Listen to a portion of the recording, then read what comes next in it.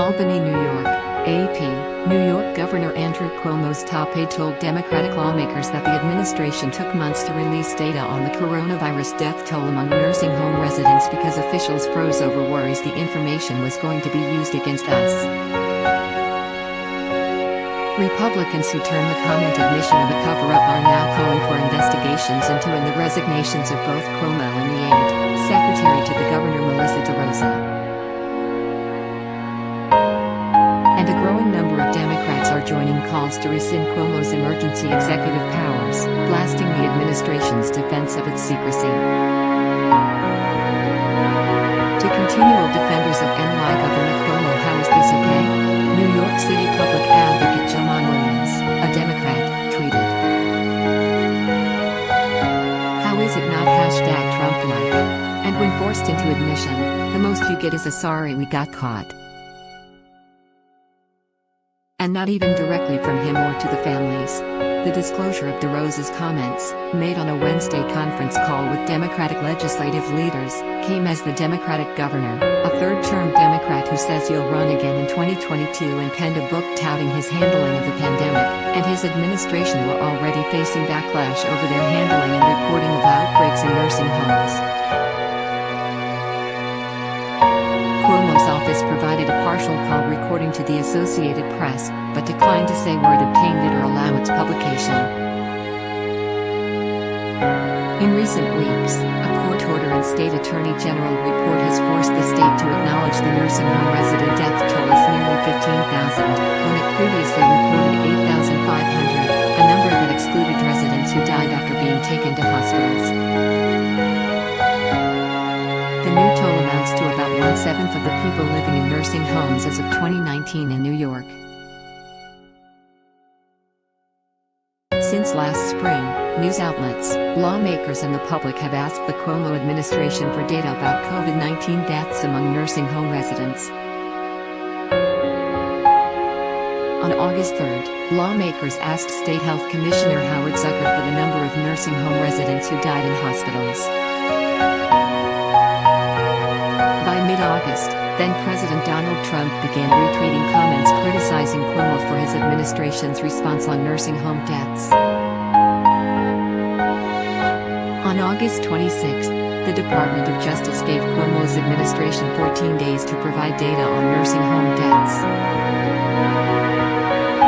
Basically, we froze because then we were in a position where we weren't sure if what we were going to give to the Department of Justice or what we give to you guys and what we start saying was going to be used against us, and we weren't sure if there was going to be an investigation, DeRosa told the Democratic leaders in comments were first reported by the New York Post.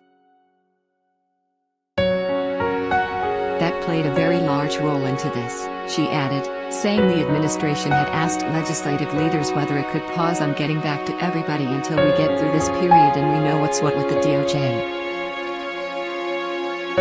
DeRosa didn't directly respond to a question from the AP about whether New York was withholding data from state lawmakers to avoid it being used in any Justice Department investigation.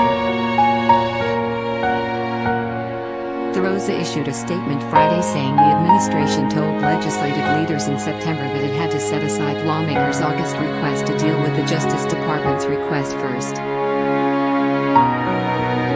Cuomo's office didn't immediately say Friday when it fulfilled the federal data request. We were comprehensive and transparent in our responses to the DOJ, and then had to immediately focus our resources on the second wave and vaccine rollout, the news release said, adding that the administration was committed to being better partners going forward. Cuomo administration officials have also said they needed months to verify deaths outside nursing homes. Still, it remains unclear why New York couldn't provide data that nearly every other state publishes to state lawmakers and the Justice Department at the same time, and later corrected if needed.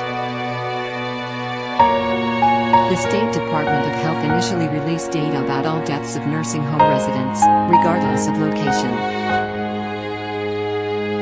The administration stopped as of May 3, when New York became one of at least 2 states that only released the number of deaths that took place at nursing homes. Lawmakers at Wednesday's conference call said they still don't buy the Cuomo's administration's reasons for delay. They spent the first hour of the call taking state health officials to task for the delay, according to Assemblymember Ron Kim, a Queens Democrat. "We were all frustrated at the excuses, there was one after another," Kim said. Richard Gottfried, the Assembly Health Chair representing Manhattan who also attended Wednesday's meeting, called the entire meeting with DeRosa very disturbing. "They weren't releasing data from the investigation," he said. "It's not the sort of thing they would make up. I don't think the state's explanation is acceptable. The request for the data from me and others were linked back weeks before the August hearing. And certainly long before any expressions by the DOJ that I'm aware of. When asked whether lawmakers would subpoena the Cuomo administration, he said, I don't think the New York legislature is well organized for conducting investigations." He noted State Attorney General Letitia James' team has done a good job in an ongoing investigation that, among other things, correctly estimated that far more nursing home residents died of COVID-19. James' office didn't immediately respond to request for comment Friday. Kim called for legislative action to protect vulnerable residents, including repealing immunity for nursing homes, launching a victims' compensation fund and authorizing a bipartisan commission with subpoena power to investigate COVID-19 outbreaks at long-term care homes. "If you make a mistake, issue a public apology for a change, that would make a big difference," Kim said.